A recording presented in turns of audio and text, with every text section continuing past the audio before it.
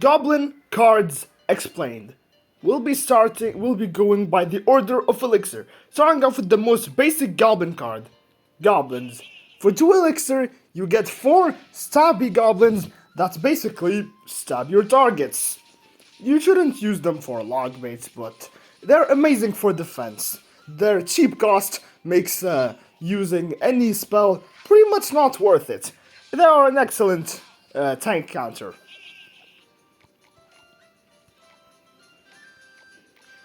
Spear Goblins. For 2 elixir, you get 3 weaker goblins, but that actually have range. The spears deal less damage than the average stab goblins, and they get 2 shots instead of the stab goblins that could get 3 shots. The worst part about them is that they're grouped up, so one zap, or a tiny spell, or even a bit of splash damage is enough to take care of them. It's advised to not really use this card because it is quite mediocre for its cost. Now, we move on to the only goblin spell, the Goblin Curse. For 2 elixir, you spawn a zone that deals tiny damage over time, and any target that dies inside the spell will turn into stab goblins. But the main gimmick here is that it has damage amplification. Sorry, Ken. A 20% damage amplification, which means targets inside troops inside will take 20% more damage. The whole point with this spell, when it was released, was to support spells. Because let's say a fireball can't kill a wizard, you can spawn a Goblin Curse for the damage amplification, so your spell can actually take it out, and then you get a tiny stab goblin. And another good case scenario is using it against swarms, because swarms are a lot, and they're quite weak, so they'll die quickly, then they'll turn into goblins. Though this spell is quite mediocre right now, I don't want to see it being meta. Now, moving on to 3 elixir. Starting off with the Dart Goblin. For 3 elixir, you get a masked goblin that is very fast, has amazing range, and has an incredible sight range. Sight range makes the troop go to a target despite it not being in range. But the worst thing about this card is how fragile it is. So you can put a log, but the tricky part is that his sight range makes him quickly change places, so if you're dumb enough, you might actually waste your log. This guy is amazing as a support card. You put him in the back and he keeps clearing out swarms, bullying support cards, and his impressive range makes him outrange almost any tower. Yes, he can even outrange the Inferno Tower, of course not the Mortar or X-Bow, but yeah, this is one of the best goblins so far, although it is quite overrated in mid-ladder. Moving on to a very mediocre one, another goblin spell, sorry for saying Goblin Curse is the only one. So for 3 elixir, you throw a barrel that contains 3 goblins inside, 3 stab goblins. Best case scenario is that your opponent used a mini spell, like arrows, log, zap. So as you can guess, this card is amazing for log bait. Because you put it, the opponent puts a log, then you could put a dart goblin or a princess, etc. This card is mostly used by cycle players so they can keep spawning as many goblin barrels as possible. Now moving on to the Goblin Gang. For 3 elixir you get spear goblins and goblins mashed into one card. Yes, that's really it. That's it about the Goblin Gang.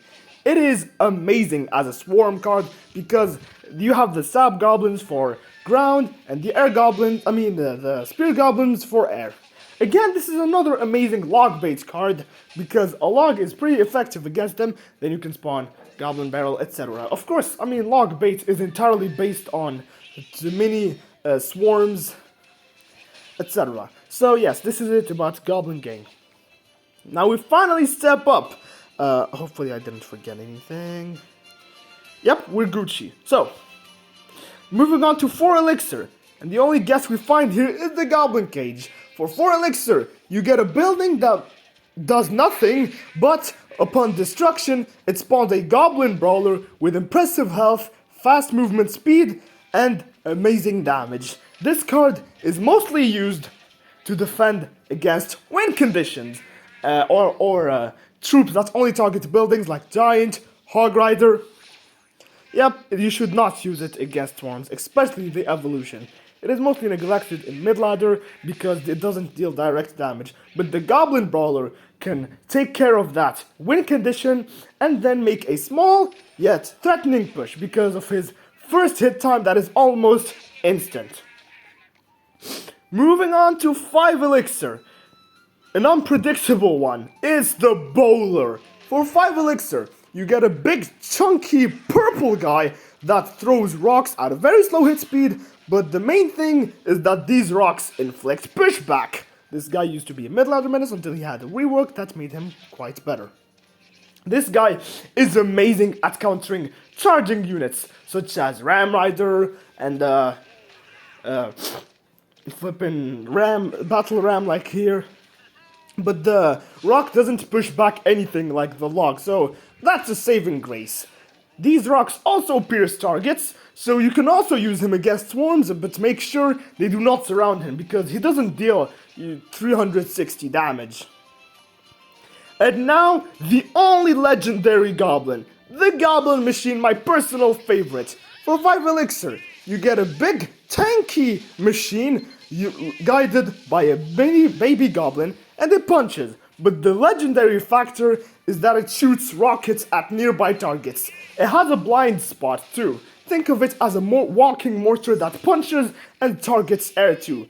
As much as it sounds surprising, but this guy is actually a support card, not a tank. On release it was used as a tank, but now you put it somewhere behind an elixir golem, etc. So he can keep shooting rockets and counter support troops. The whole card concept is interesting because he's pretty much an anti-support card.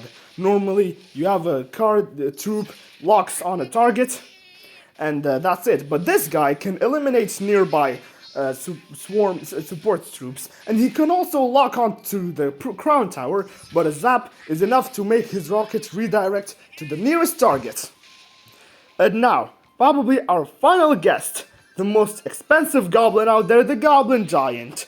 For 6 Elixir, you get a big Shrek guy that stabs with a big knife, but the gimmick is that he has 2 spear goblins riding his bag. Basically, there are just spear goblins that keep hitting, and they're immune to damage. And when this big guy dies, these 2 spear goblins spawn. It's pretty much a goblin machine, but you have 2 spear goblins that keep attacking nearby targets and even the crown tower if it's there. They do not redirect, they do not change the target either. And yep, now let's move on to the evolutions of the goblins. The first one, the Dart Goblin evolution. In 2 cycles, the Dart Goblin's darts will now deal poison and area damage, and this poison will not disappear until the target is dead. As you can guess, this is amazing for clearing out pushes, not very effective against swarms, but still, it's a pretty annoying evolution. Not broken, but pretty annoying, because even if you manage to kill him in a time, if he lands 1 dart, your push is over. Now moving on to the Goblin Barrel. This one is quite interesting, because instead of spawning just 1 barrel, you'll spawn another symmetrical one with goblin dolls that can be one-shot by the Princess Tower and deal less damage. On release, you couldn't make the difference between which one was real and which one is fake, but you can see right here, it kind of glows white, which proves that it's the fake barrel. This makes the Goblin Barrel be used as a dual chip damage card instead of, what's its normal purpose, which is why Abdol said it's a bad design.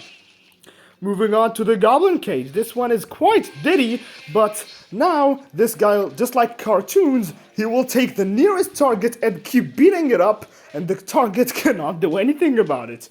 As you can guess, this is broken against tanks and beatdown decks, but extremely terrible against swarms because he will only take 1 swarm at a time. So you can use this guy just to defend it's like big tanks. Also, he's the only evolution with stat buffs, which is quite weird if you ask me. Last of all, the Goblin Giant.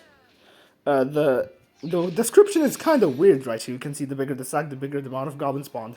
So basically, if he falls down below 50% health, he will start spawning stab goblins around himself. And that's it for the goblin cards. I hope you liked the video, and yep, see you later.